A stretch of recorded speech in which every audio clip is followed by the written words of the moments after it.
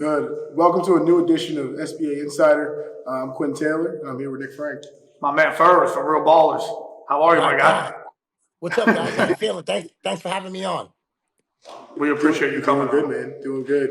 I'll be here to kind of MC this whole thing, but I want you guys to chat and kind of give us your backstory. And Ferbs, you can start first. Tell us who you are, what you do, and where you're at now. Well, my name's Jason Ferber. I work with. Now, in the beginning, I started with the younger age groups, which I think is it's a pretty good place to start because you can learn a lot about, how to develop kids from a young age, and I feel like you can do more experimentation on younger kids and more exploring than a guy that, the guys I work with now that are that are professionals or in the big league. I got some guys now, I've been doing this for over a decade, and I got some guys that are in the big leagues that I work with that, you can explore a little bit, but you better be a little more sure about your explorations, because if if you do a drill or you do something with a young player and it's not the right drill for them, I think there's less impact on his career than experimenting or doing some new kind of training method with a guy that if he bats 180, he's released and that's his career's over. Right. So, that's where I started. I started with the younger age groups. I work typically, I keep a high school age team. I start with freshmen now. I used to work with kids on the little field. I don't do the little field anymore just because that's like a different game, and I don't want to Yeah. get assassinated. I don't want to get assassinated by an angry parent. So I stick with the guys that once they get on the big field, it's a little bit easier.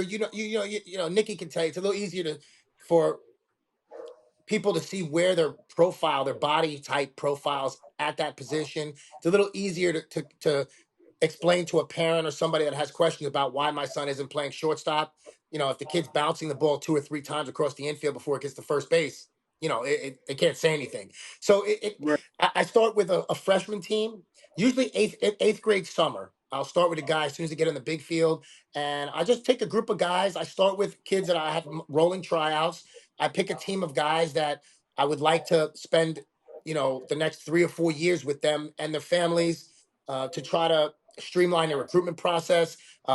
Nicky Frank and I have actually joined up with certain guys. We teamed up with Christian Bernardini, Cyprian also to a certain degree. We shared players back and forth, and we seem to have a pretty kind of like mutually beneficial relationship. But it's more of an understanding that if I send one of my guys to Nick, I trust that he's going to look out for them, and he's not going to, overuse their arm or do anything silly with a player, and still treat him like he's part of their team for that event that he's going to. And I know he could feel the same way with when guys that he's developed over the years. Maybe there's everybody has their different schedules, obviously, and so some of the schedules are a little bit, staggered, and some organizations might choose to do these 6 events in the summer and the other event, and maybe somebody's going to USA Baseball or somebody's going somewhere different. And to have a network of guys like Nick and any other guys that actually work with top level players and are easy to work with back and forth, it helps the kid the most when guys like us can actually get on the phone or get on here and talk together and say, and even sometimes if Nick sends me Christian Bernardini, and he's at St. John's now. God bless him. I love that kid. But if I can share what I saw at the event through a different pair of eyes. Give Nicky the feedback so he can work with them on his end.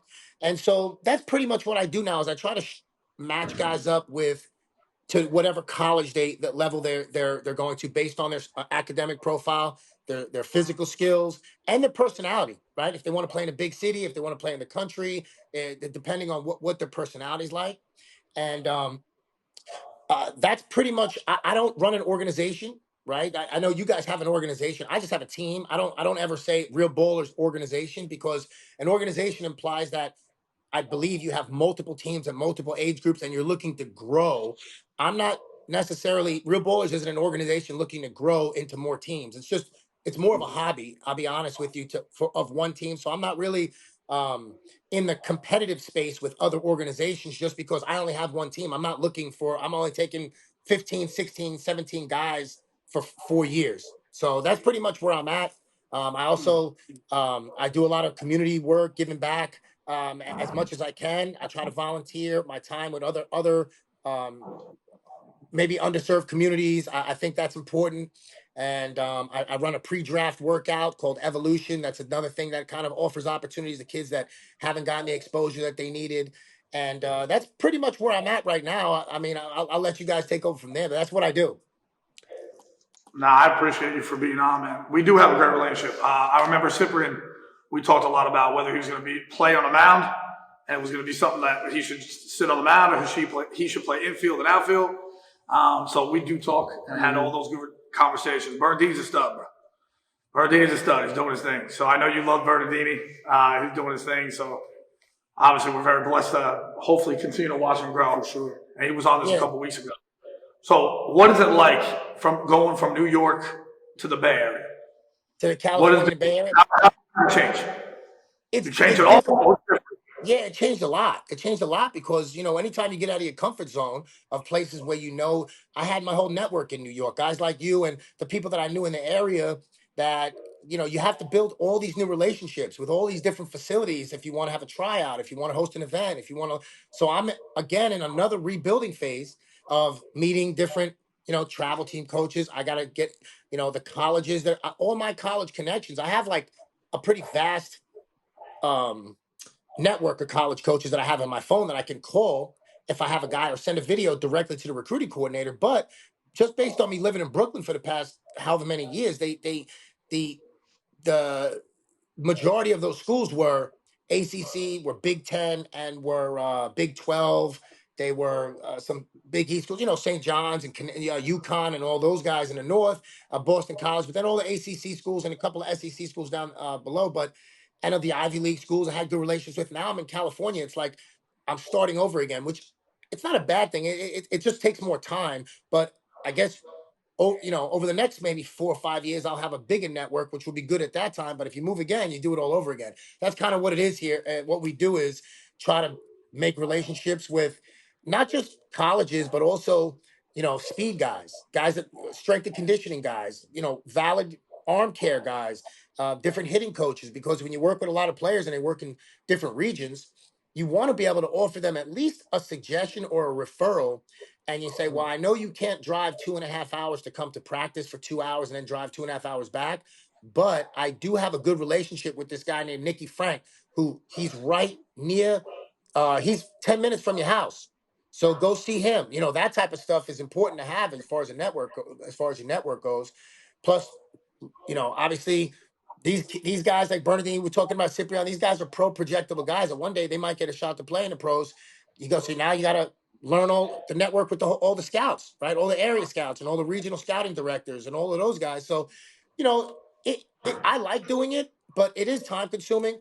I think from a personal perspective, I enjoy New York more. And I think maybe it's because I'm just comfortable there. But two things stand out.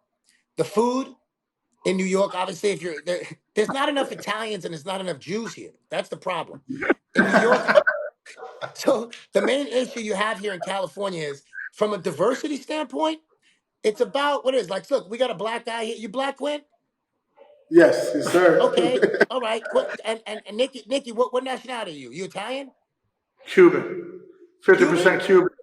All right, so Cuban, and I'm a Puerto Rican Jew, right? So we got a pretty good spectrum. We got a pretty good spectrum of diversity here. So in California, it's about the same number of black guys to white guys, and it's about the same number of Asians and the same mix of people. It's just that, like in New York, there's more Chinese guys. In California, you sub out the Chinese guys, you sub in the Vietnamese and the Filipino guys.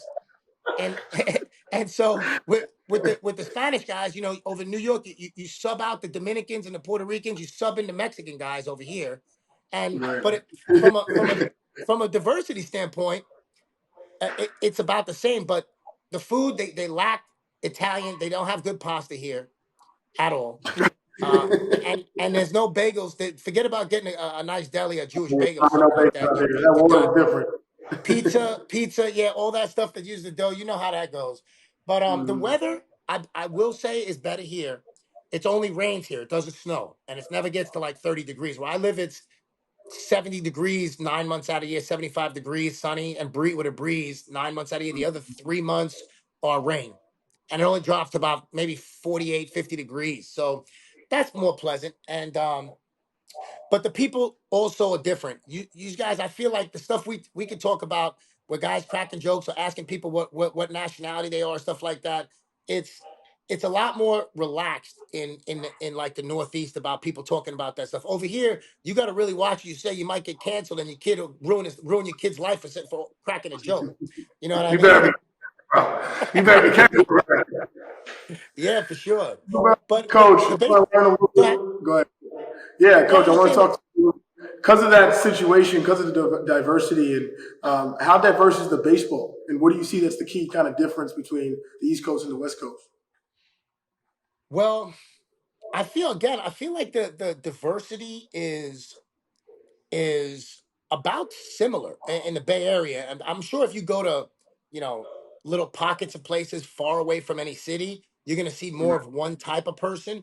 But I only live about, 30 minutes from San Francisco, about 25, 20 minutes from Oakland. So it's really diverse. I feel like the Northeast kids, I feel like because there's so many indoor facilities like what you guys have there, I feel like the fundamentals are a little bit more honed because they're practicing all those little picks and all those little backhands and all those little things. Those like uh, really kind of those drill progressions are a lot more frequent. I feel like in Northeast guys that you can't go outside for 4 months and you're inside. Mhm. So you're on the turf and you're working on all these basic fundamentals. Over here, they play more outside. So from a live game perspective, they see more probably regular ground balls and fungos on fields and things like that, but not as much really drill specific things is what I've seen so far. Not to say one's Yeah. better than the other. I think that like the guys in Florida would be in the same situation. I think there's just tremendous ball players down in the South, and I think they just and they're the guys in the Northeast are a little bit more fundamentally sound when fielding a ground ball. The guys in South and the West Coast, they're a little more flashy with it. I think like Mhm. that's what I feel like, a little Mhm. more flashy with it. They don't like the guys in that I feel like are in the Northeast. They're concerned with fielding the ball and getting the playouts. The other guys, they like to look good, but they'll still make the plays. But the flash and the drip is a little bit more like prevalent. Mhm. You know what I mean? For sure, for sure. You're still doing the Metro Scout every year? You come back Yeah, up I here and did do it. the with Yeah, your boy I Reyes? fly back. I always love to do mentor. Like I was saying before, I like to give back because I think that's a big part of coaching is giving back what somebody else gave to you. And I think that volunteering our time as coaches is important. And obviously, you I've also got into the situation. I've learned to balance how much volunteering and how much regular paid work I have to do because a good friend of mine, Chris Reyes, told me one time it made sense because I'm Jewish, but he's a Christian guy, right? He always told me he said there's like a I don't know if it's a Bible scripture or what it is, but always said that you can't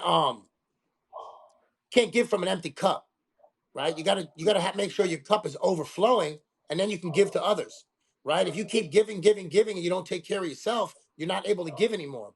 So Right. with us as coaches, you kind of have to balance how much do I want to give back to the community, do a free event, help a kid for free, and this type of thing. Because with the prices the way they are, I know people sometimes they get the wrong impression of coaches because a lot of parents think that, oh, you should just be coaching and volunteering all the time. That's what you should be. A coach should be a volunteer. It's like, well, you might get that at the little league level if it's a dad, but the instruction that comes along with that is also going to be what you pay for. If you give nothing, you're probably not going to get a guy that is somebody's willing to pay him for his instruction. You know. Right. Right. No, absolutely. Yeah, where do you think the state of travel baseball is right now? I mean, you've got a chance to see it in all facets for the last decade. Where do you think we're at with it, and where do you see it going? Interesting question. I think there's always going to be the parents and organizations that stick to a certain set of standards and say, I don't really care what all these other people are doing. This is the way what we're going to do. And typically, those are the organizations that they have a high player retention, right? They're it's not a revolving door every season with, you know, maybe there's one or two guys every season that are not going to be up to the capability of what they're doing. Maybe they didn't work hard or not as hard as everybody else, so they fell behind. And yeah, it's a reality. You get replaced. Then there's other teams you look at that looks like it's totally the other end of the spectrum where every single event it's a whole new team. You Right. know what I Yeah. mean? Right. And I just think that, you know, it's really hard to teach commitment and accountability if the parents at home and the coaches or organization don't care about commitment or accountability. One of the things, as you guys know, when we were growing up, you know, there was no option for me to play for another team. It was just the team that was in my neighborhood. You went there and played. You're not going to like everybody. You're not. You got lucky. If the coach happened to be a good, it was luck. If you ran into a guy that was a shitty coach, that was it. That was your baseball experience. There was no option. So I do like the idea of people as customers having options. Also, you didn't pay money for travel baseball back then. So here's what I think the main thing you're looking at is it always comes down to money. Because once you introduce money into the equation, people become customers. Now they have options, right? Right. If you're saying it's just this is your region, your little league team, you're gonna go play here, nobody can really say anything because they're not charging you money. But once somebody says, now you're gonna pay me to come play, now you have to work at creating a situation where people are enjoying themselves, number one. Number two, they're getting professional level of, let's just say the type of instruction that would keep them leveling up. So they're getting top-notch instruction, they're enjoying themselves, and they're getting exposure to whatever level is next for them, whether it's a middle school kid looking at high schools or a high school guy looking at college or a college, you know, that like that. So I think if you have those three things, you're typically, if you have those three things, you're going to be in good shape and you're going to keep a lot of people around. I mean, but if you're missing one of those things, I've seen it where people have good coaches, they're giving quality instruction, they the kids are enjoying themselves, but then they're missing that exposure to the next level. So at some point, Yeah. because they don't have that third piece, parents, they go, man, I love it here, but I also have to get my kid to college. You know, so that becomes something. So I generally over the years have tried to focus on those three things. The number one being, is he enjoying his experience? Because why do you want anybody around that's not enjoying himself? It's for playing a game, right? But after that, I focus on the instruction development piece of it. Whether it's me or I'm bringing in other coaches, guest coaches, I'm having them, I give them enough tools and enough knowledge for them to be able to research things on their own. I work with an Interpro sports app, which I can track all my guys, their mental skills stuff that they're doing. Um, Also their workouts and different things they're doing on a daily basis. And the exposure part, again, I just try to build a network so that I can match guys up with those schools. I think that uh, in travel baseball, a lot of um, what I do see, one of the trends I see that's kind of concerning to me is that these big super teams, there's these big like super teams going around. There's like 5 or 6 teams in the country that it seems like what they're doing is they're trying to buy up all the regional teams. So they're trying to like monopolize the regional teams, take their one or two guys maybe that they think is good from that team, bring them up to the national team, and then keep a bunch of average players in their uniforms with their brand on it, but not necessarily getting the same level of exposure or getting the same competition level for those guys. And so I that's one of the reasons I saw that happening. One of the reasons why I created Real Ballers, to be honest, Nikki and Quinn, one of the reasons why I created it was because I was working in the beginning for one of those bigger national teams. And I Right. didn't necessarily like the way they were treating the parents and the players. I felt like they were treating them like they were dollar signs. I felt like they were just numbers. And they were kind of okay with burning a bridge with somebody just to get a new player because they felt like I could just get somebody else anytime. So there was no, I just didn't like the way they treated the people that were their customers. And I finished my commitment with them and I said, I think I can do something where it might take me a couple of years, but I think I can build a team that I can get the same exact results, but give them a better experience throughout the journey, right? I felt like I could be more interactive with my players, and that's one of the reasons I don't do like so many teams, because I had 4 teams at one time. I was up to 4 teams, and Nikki, you know how hard it is. You have, if you don't have the back end support, and I'm trying to do uniforms, and I'm trying to do book hotel rooms and travel arrangements and all this other stuff. I sacrifice the time that I can actually spend on the phone with a player talking about what he did that weekend, just to make sure everybody can play. And people call back, hey, I ordered a size small and I got a medium. These things, coaches. And that happens all the time. Yeah, it happens every single. All I the don't time. think I don't think in 10 years I've ever ordered a team like a uniform gear for a team and everything was right. Not once. I don't think we have either. I don't know if you can. I don't think we have.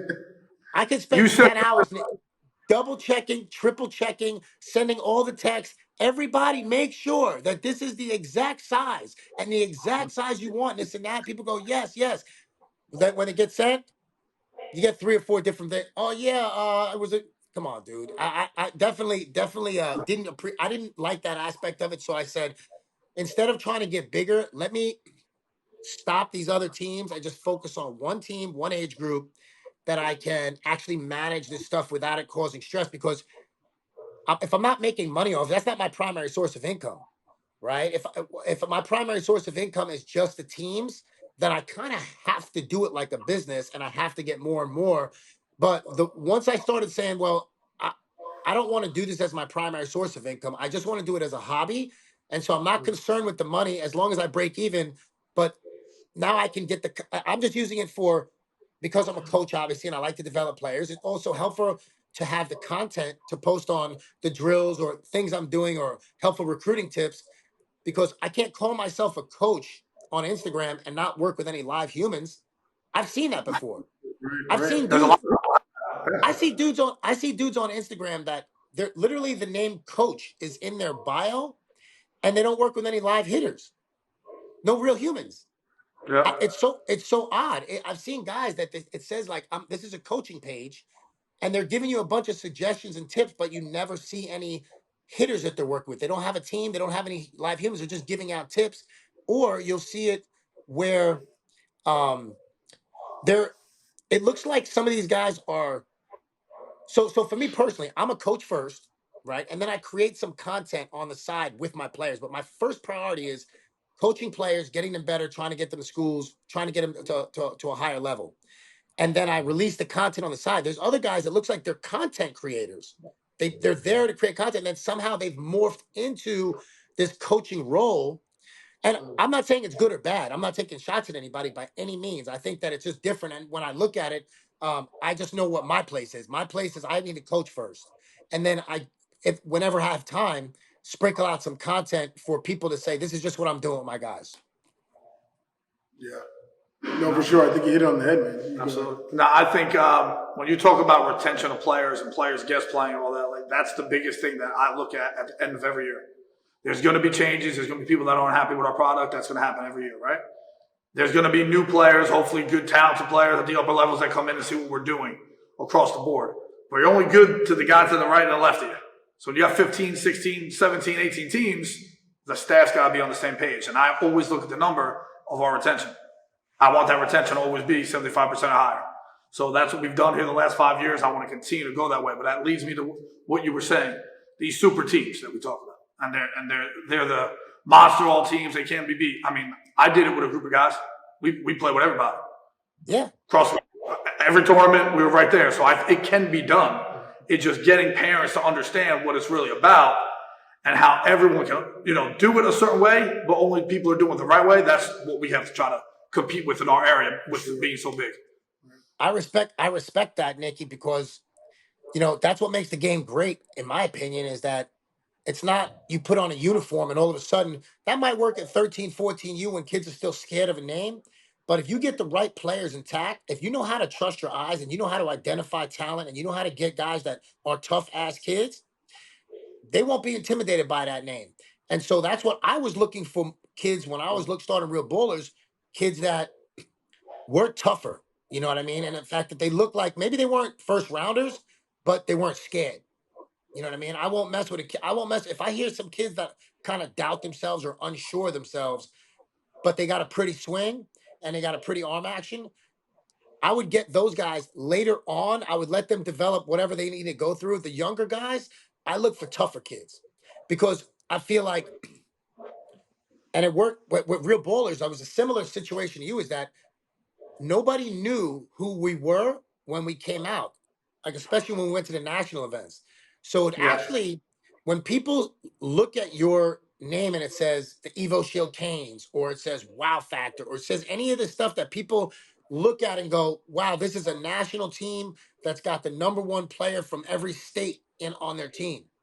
And what happens is it would say Evo Shield Canes, Wow Factor, ZT, all these different things. And then it would say Real Bowlers. And nobody had ever heard of it. And I, as to make a point, I never, you know how people write all their little commitments and who these guys are and everything on the perfect game profiles? I didn't do that. I just left it blank. I would put the roster in, but I didn't put like all these different, like, I didn't put all these accolades and all this different stuff. And every single time, because this is how youth baseball is, the coach of that team, he looks at this pool and he says, that's the team we'll throw our third pitcher on. We're going to use our number one. We're going to use our number one for Canes. And what happens is we put up a 4 spot in the first inning off of them. They start scrambling around. They trying to get another pitcher. They're all out of whack. Then they go, wait, we can't take this guy out. He just flew down here from wherever. He paid $2,000 to get here. And it was all because people are looking at names rather than just playing a game. That's so real. why No, it is. They're just, it is. you're playing a game. I've done that. I'm telling you, I've made that mistake when I first early on started coaching. I used to try to get tricky with pitchers, with who I was using. I would always try and say, I would look at guys during their warm up and think about it, because I've made the mistake of telling a kid, hey, you're starting tomorrow. We want to win the game. And then I go out there the next day and the kids are all 5'2" and nobody looks like they've ever played baseball. And I say, hey man, you're too good for these guys. Let's throw somebody else and throw off. We'll throw a guy that's our 3 or 4 guy. Well, now I take my pitcher who was in the mindset of him throwing all night and goes, and now he was hot mentally, and I shut him down, right? And he goes, well, what's up, man? I was looking to play today too. And then you take another guy that now he knows that you look at him as a guy that is not a type of guy that you would start off an event with. So you're really not doing anything to boost that kid's confidence that is your third or fourth guy in your rotation. And now, so after I started doing that and I've got bit a couple of times trying to play those games, I don't ever do that. I just take my best arm and my best team every single time I go out there, just like I feel like you should in competitive baseball. If somebody wants to come out there with a team that has no chance of getting a hit, then that's on them. If they lose 15-0 in the third inning, that's on them. I feel the last thing I want to say about this whole thing is that I really believe this whole thing could be solved very easily, but nobody wants to do it, because think about what happens if we do this, Nikki. Every time Sportica goes to a tournament, they usually are going to see a couple of more below average teams, regional teams that have no chance of beating them unless you guys even if you guys played the worst game you've ever played and they played the best they've ever played, they still can't win. That makes no sense to me of even matching teams up like that. So I feel like if they just did a tier system, here's A, double A, triple A, quad A. And all you have to do if you're a regional team is beat a certain level of teams, win a certain number of times, you get moved up a bracket. Now you can compete with the double A teams across the country. Now you can compete with the triple A teams across the country. But why do we want to go beat a team 18-0, beat the next team 12-1, then start the playoffs, and your guys, the first arm they see that's actually a good arm, now everybody's late and everybody's behind. Just keep it at that level the whole way through. So now if you got Sportica, real bowlers, Canes, and some other team that's in this bracket, great. Now you got real baseball. You're getting more out of it. Even if I lose both my pool play games 3-2 and 2-1, we Good get baseball. more. We get more out of that. That's for sure. Than right, beating right. when you make 8 errors and you walk 7 guys and you still win. What are you saying to your team at the end of the thing? There's no coaching points. You should have Yeah. lost. You just played a bunch of scrubs. It's true. It's facts. I love the honesty. The only thing about the Canes I will say, dude, is I want a bus. I want a Sportica baseball bus. Like we're starting to, like, so any connections you have of that, let me know. Because I think that'd be pretty damn cool. The Canes, that's a good thing about Canes. I gotta give it to you. A Jay-Z Sportica tour bus. Yeah, you guys need that. Listen, man, I appreciate you coming on. I'm really happy that you're doing well. It's always a pleasure, dude. I hope I get to see you soon. We miss you in the Northeast. You need the building for whatever you need for the showcases. You can holler at me anytime you want.